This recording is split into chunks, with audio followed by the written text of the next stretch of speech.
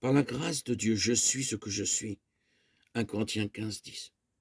Cela veut dire que tout ce que l'apôtre a fait et tout ce qu'il a souffert pour le Seigneur ne le fut que par la seule grâce de Dieu. En tant que serviteur de Dieu, il passa par beaucoup d'afflictions. Dans le but de l'instruire, dans la plus pleine signification de sa grâce, le Seigneur a permis qu'il eût une écharpe douloureuse dans la chair, au sujet de laquelle il demanda à 3 reprises au Seigneur de la lui enlever. Nous ne connaissons pas la nature de cette écharde, mais elle est très pénible. La réponse de Dieu fut celle-ci: ma grâce te suffit. Plus tard, il rend le témoignage suivant: c'est pourquoi je me plais dans les faiblesses, dans les outrages, dans les calamités, dans les persécutions, dans les détresses pour Christ, car quand je suis faible, c'est alors que je suis fort. Nous voyons ainsi que toutes nos peines sont permises par Dieu pour nous enseigner la signification de sa grâce et pour nous permettre d'en jouir.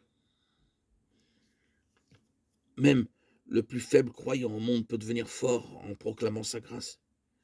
Il n'est pas nécessaire que nous soyons tristes ou abattus à cause de nos faiblesses et de nos limitations, car nous avons un libre accès au trône de la grâce. Le Seigneur a traversé en notre faveur toutes les tentations possibles, et il est demeuré cependant sans péché.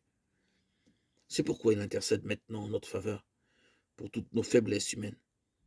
Quand je vois que les forces diminuent et que la tentation devient trop forte, lorsque ma foi baisse de plus en plus et que le doute remplit mon cœur, je dis: Seigneur, Jésus-Christ, tu es mon souverain sacrificateur, veuille donc intercéder en ma faveur et relève-moi. Accorde-moi maintenant ta grâce abondante. Il me donne alors la hardiesse, la foi et la force. Veuillez accomplir votre vocation céleste, quelque faible que vous soyez. Le Seigneur a tout réalisé pour vous donner accès à son trône. Si vous avez quelques doutes, revendiquez le ministère d'intercession du souverain sacrificateur, le Seigneur Jésus-Christ.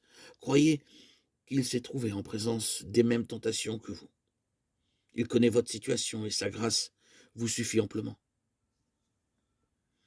Et il chantait un cantique nouveau en disant: tu es digne de prendre le livre et d'en ouvrir les sceaux, car tu as été immolé, tu as racheté pour Dieu par ton sang des hommes de toute tribu, de toute langue, de tout peuple et de toute nation. Tu as fait d'eux un royaume et des sacrificateurs pour notre Dieu, et ils régneront sur la terre. Apocalypse 5, 9, 10. C'est dans ce but que le Seigneur dispense sa grâce pour tous nos besoins, nos insuffisances et nos faiblesses. Nous pouvons la recevoir en nous présentant devant son trône de grâce, quelles que soient nos épreuves, nos tentations, nos afflictions, nos peines. Sa grâce nous suffit. Notre besoin peut être semblable à une haute montagne, et cependant le Seigneur Jésus-Christ lui-même nous invite à nous approcher avec hardiesse devant son trône de grâce par la foi.